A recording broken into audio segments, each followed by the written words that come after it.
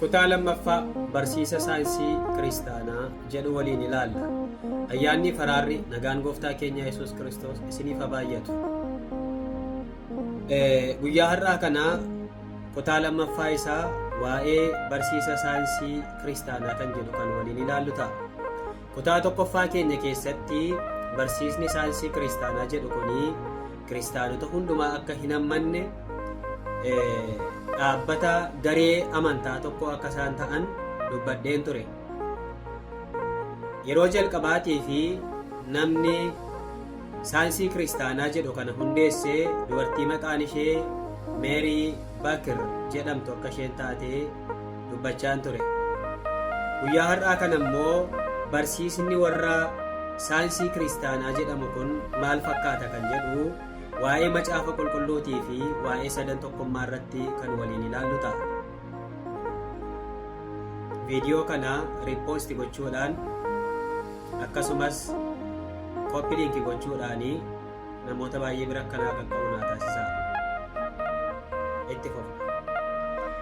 Macaafa qulqulluu keessatti warri saayinsii kiristaanaa jedhaman kun akkaataan barsiisa isaanii macaafa qulqulluu irratti aboo macaafni qulqulluun qabu Meerii Bakir ni fudhatti. Dubartii yeroo jalqabaatiif saayinsii kiristaanaa jedhu kana hundeessitee Meerii Bakir kuni macaafni qulqulluun aboo akka qabu ni fudhatti. Akkasumas duukaa buutonni ishee warri ishee jalatti amantii sana hordofanis aboo qabaachuu macaafa qulqulluu ni fudhatu. Garuu waan tokkotu jira.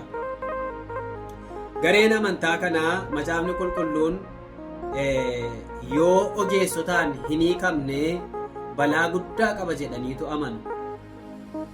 Dirqama macaafa qulqulluu kana hiikuu kan qabanii namoota ogeessota ta'an, namoota beektota ta'an qofaadha malee wallaalonni namoonni baay'ee hin baranne macaafa qulqulluu hiikuu hin danda'ani jedhaniitu amanu.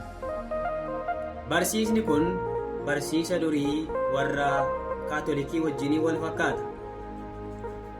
Namni Yesuus Kiristoositti amanee hafuura qulqulluu of keessaa qabu kamiyyuu hamma hafuurri qulqulluun hubachuu isaaf kenne hubachuu akka danda'u isaaf eeyyamamaadha.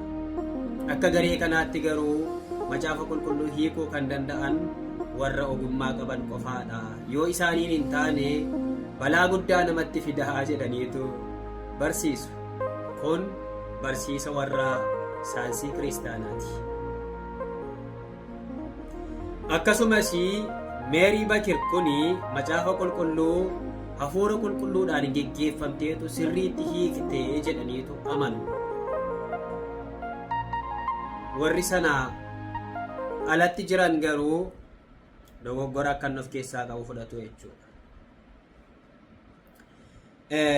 Akkasuma barsiisa isaanii kana keessatti Yesuusii fi barattoonni isaa dhibee irraa fayyisaa kan turanii macaafa qulqulluu keessatti kan hin argamnetu barsiisa saayinsii kiristaanaa kana keessatti argama jedhaniitu amanu.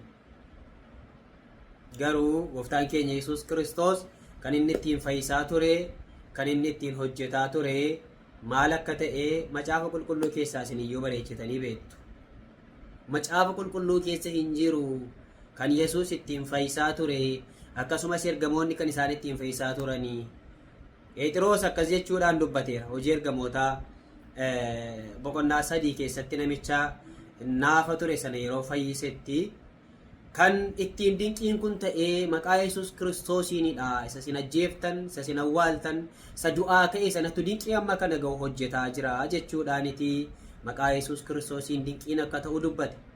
Isaan garuu macaafa qulqulluu keessa kan hin jirre saayinsii warra kiristaanaa bira jira jedhaniitu amanu. Okay. Sadan tokkummaa ilaalchisee sadan tokkummaa waaqaatti amanuun akka nama waaqa tolfamaatti amaneetti lakkaa'u. Amantoota warra sadan tokkummaatti amanan kana akka warra waaqa tolfamaatti amaneedha jedhaniitu lakkaa'u. Kanaaf mormii guddaa qabu jechuudha waa'ee sadan tokkummaa irraati. akka amantaa isaaniitti Waaqayyo karaa sadiin kan of mul'isedha jedhaniitu amanu. Tokko jireenya, lama dhugaa, sadii jaalala. Argitu Waaqayyo karaa sadiin of mul'ise, Abbaa, Ilma, Hafuura Qulqulluu yookaan qaama sadiin mul'ate isa jedhamu kan isaan immoo jijjiiranii Waaqayyo karaa sadiin of mul'ise, innis immoo jireenya, dhugaa fi jaalaladha jedhaniitu waa'ee sadan tokkummaa kanaa akka waaqa tolfamaatti lakkaa'u jechuudha. Baay'ee waan hamaadha. Baay'ee waan hamaadha barsiisa isaan qabatanii jiran kun jechuudha. Akka garii amantaa kanaatti Waaqayyo eenyummaa kan qabu, kan yaadu osoo hin taane eenyummaa kan hin qabnedha jedhaniitu amanu. Waaqayyo eenyummaa kan qabu, kan yaadu osoo hin taane eenyummaa kan hin qabnedha. Eenyummaa hin qabu jedhaniitu amanu. Waaqayyo eenyummaa hin qabu jechuun baay'ee waan rakkisaadha kunis. Waaqayyo eenyummaa qaba. Eenyu akka ta'e Waaqayyo of ibseera. Ani isa jiraataadha, isa jiruuf isa jiraataadha jedhee Waaqayyo ofii isaa of ibseera. Waaqayyo uumaa akka ta'e, isa hundaa danda'u akka ta'e Waaqayyo eenyummaa qaba. Eenyummaa Waaqayyo immoo jaroonni kun akkaataa isaan itti fudhatanii eenyummaa kan qabus miti, kan yaadus miti jedhaniitu amanu jechuudha. Walii qoodaa please. Kanaaf barumsi jaroonni kun qabatanii jiranii barumsa baay'ee fokkataadha jechuudha. Yoo ilaaltan irra miidiyaa kanarratti yeroo isaan ba'anii saayinsii kiristaanaatti amanaa yeroo isaan jedhan yookaan immoo namni kan inni ittiin fayyu Waaqayyoon utuu hin taane jedhanii yeroo isaan itti yaada isaanii kana biyyoota garaagaraa keessatti miidiyaa garaagaraa irratti yeroo isaan itti calaqqisiisaa jiran jira. Dhugaansaa garuu baay'ee macaafa qulqulluutiin faallaa kan ta'e, macaafa qulqulluurraa fagoo kan ta'e, Waaqayyoon kan mormudha jechuudha barnoonni warra saayinsii kiristaanaa jedhaman kanaa jechuudha. Yesuus Kiristoos Waaqayyo miti, inni mucaa Waaqayyooti jedhanii amanu. Yesuus Kiristoos inni Waaqayyo miti, maalidha ree? Mucaa Waaqayyooti malee jedhaniitu amanu. Akkasumas Kiristoos hin duune yaada jedhu qabu. Meerii Bakir akka isheen jettetti barattoonni Yesuus aboo fi humna Yesuus hin beekan turanii jetti. Kanaafoo erga fannifamee booda inni hin duune awwaala keessa dhokate malee jechuudhaan barsiifti.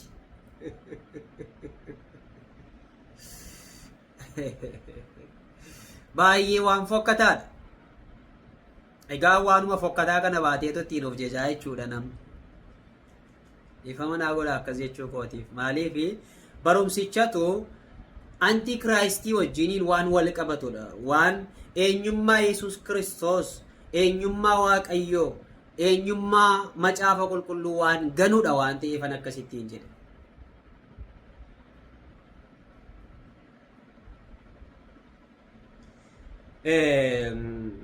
Akkasuma fooniin hin duune erga ta'eeti fooniinis immoo du'aa hin kaane Yesuusii jedhaniitu amanu. Guyyaa har'aa kana barnoonni nuyi waa'ee barsiisa saayinsii kiristaanaa jedhu ilaalchisee waa'ee macaafa qulqulluu fi akkasumas waa'ee sadan tokkummaa irratti gabaabinaan ilaallee kana fakkaata. Kutaa sadaffaa isaa qabadheen dhiyaadha. Yeroo gaarii qabaadhaa.